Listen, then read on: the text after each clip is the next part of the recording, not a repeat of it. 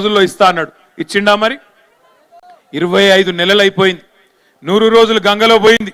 ఆ 2000 తప్ప 4000 లేదు. ఆ 2000 కూడా 2 నెలలే కొట్టిండు. ముసలోళ్ళ నోట్ల కూడా మన్ను కొట్టిండు రేవంత్ రెడ్డి. రైతులను ముంచిండు. రేవంత్ రెడ్డి గారు ఎప్పుడు చెప్తా ఉంటాడు, పండబెట్టి తొక్కుతా అంటాడు. నిజంగానే పండబెట్టిండు. వ్యవసాయాన్ని పండబెట్టిండు, రైతాంగాన్ని తొక్కిండు. రైతు బంధు కేసీఆర్ గారు 2 పంటలకు ఇస్తే నేను 3 పంటలకు ఇస్తా అన్నాడు. నాటేసే టైంకు కేసీఆర్ గారు ఉన్నప్పుడు రైతు బంధు పడేది. ఒకసారి కాదు, 2 సార్లు కాదు, 11 సార్లు 70 లక్షల మంది రైతుల ఖాతాల్లో 73,000 కోట్ల రూపాయలు జమ చేసిన నాయకుడు ఎవరు? కేసీఆర్ గారు.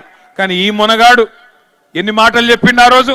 2 పంటలకు ఇస్తారా, 3 పంటలకు ఇయ్యాల రైతు బంధు అన్నాడు. 2 పంటలకేనా, 3వ పంటకి ఇయ్యవా అని నిలదీసిండు. 10,000 15,000 ఇస్తా అన్నాడు. ముష్టేసినట్టు 10,000 ఇస్తావా, మా సోనియమ్మ మీద ఒట్టు 15,000 ఇస్తా అన్నాడు. మరి ఇలా సోనియమ్మ మీద ఒట్టేసినావు కదా, ఇచ్చినవా 15,000? వచ్చినాయా? భూ యజమానులకే ఇస్తున్నాడు ముఖ్యమంత్రి కేసీఆర్. నేను కౌలుదారులకు కూడా ఇస్తా అన్నాడు. పట్టించుకుంటున్నాడు మళ్ళీ ఇలా కౌలు రైతులను? రైతు కూలీలకు నెలకు 1000 రూపాయలు ఇస్తా అన్నాడు. రాహుల్ గాంధీ మీద ఒట్టన్నాడు. ఇస్తున్నాడా? పడుతున్నాయా రైతు కూలీలకు? ఆలోచించండి ఎన్ని అబద్ధాలు. కేసీఆర్ గారు కళ్యాణ లక్ష్మి షాదీ ముబారక్ పేరు మీద 1,00,000 రూపాయలు ఇచ్చి 15 లక్షల మందికి పెళ్లి చేస్తే నేను తులం బంగారం ఇస్తా. ఆయన ఇచ్చే పైసలు మరి లగ్గమైపోయినాక 6 నెలలకు వస్తున్నాయి, నేను మీరు పత్రిక పెట్టుకోగానే ఇస్తా అన్నాడు. తులం బంగారం ఇంటికే పంపుతా అన్నాడు. వస్తుందా తులం బంగారం? మేము ఆ రోజే చెప్పినాం ప్రజలకి, వీళ్ళు కాంగ్రెస్ వాళ్ళు నమ్మదగ్గ మనుషులు కాదు, బంగారం ఇచ్చే మనుషులు కాదు, పుస్తల తాడెత్తుకపోయే బ్యాచ్ వీళ్ళని చెప్పినాం. నమ్మలేదు, మమ్మల్ని నమ్మలే, వాళ్ళని నమ్మినరు. ఇవాళ ఏమైందో మీకు గనపడుతున్నది. పాలమూరు బిడ్డ అన్నాడు. ఏమై మరి పాలమూరు బిడ్డకు బంగారం దొరకలేదా? బంగారు దుకాణాలు కనబడతలేవా? బంగారు దుకాణంలో ముఖ్యమంత్రికి ఆయన మాటకు విలువ లేదా? ఎందుకు ఇస్తలేవు మరి తులం బంగారం? ఎప్పుడు ఇస్తావు? ఇంకా ఈ మోగోడు అంట, ఈ సిపాయి ఏది తులం బంగారం ఇస్తా అని ఇప్పటిదాకా కనీసం కళ్యాణ లక్ష్మి కూడా చక్కగా ఇయ్యనోడంట. ఇలా ఆడబిడ్డలందరినీ 1,00,000 మంది ఆడబిడ్డల్ని కోటీశ్వరులు చేస్తాడంట. కూట్లే రాయి తీయనోడు ఏట్ల రాయి తీస్తాను బయలుదేరిండంట.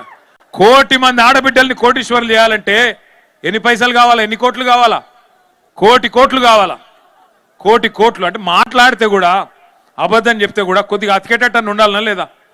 ఎన్ని అబద్ధాలు, ఎన్ని అడ్డగోలు హామీలు గుర్తు తెచ్చుకోండి.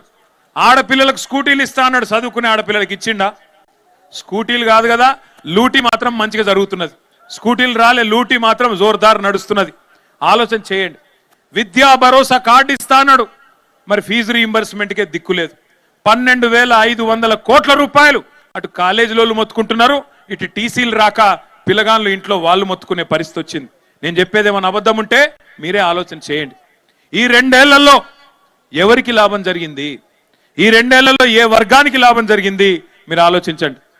మీరు నిన్నగాక మొన్న మరి చూసినారో లేదో, అసెంబ్లీ మంత్రి గారు చెప్తున్నారు, ఒక ఆయన రెవెన్యూ మంత్రి గారు, కేసీఆర్ గారేమో కొత్త రెవెన్యూ డివిజన్లు చేసినాడు, కొత్త జిల్లాలు చేసినాడు.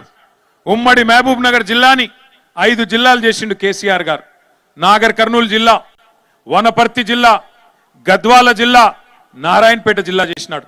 మీరందరూ నారాయణపేట వాళ్ళు, గద్వాలోళ్ళు, కొల్లాపూర్ వాళ్ళు, అచ్చంపేట వాళ్ళు మీరు మహబూబ్ నగర్ దాకా వచ్చేది ఎందుకు?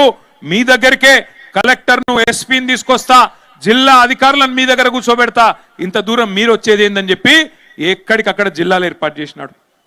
కలెక్టర్లను మీ గడప ముంగట కూర్చోబెట్టినాడు. కొత్త రెవెన్యూ డివిజన్లు ఏర్పాటు చేసినారు.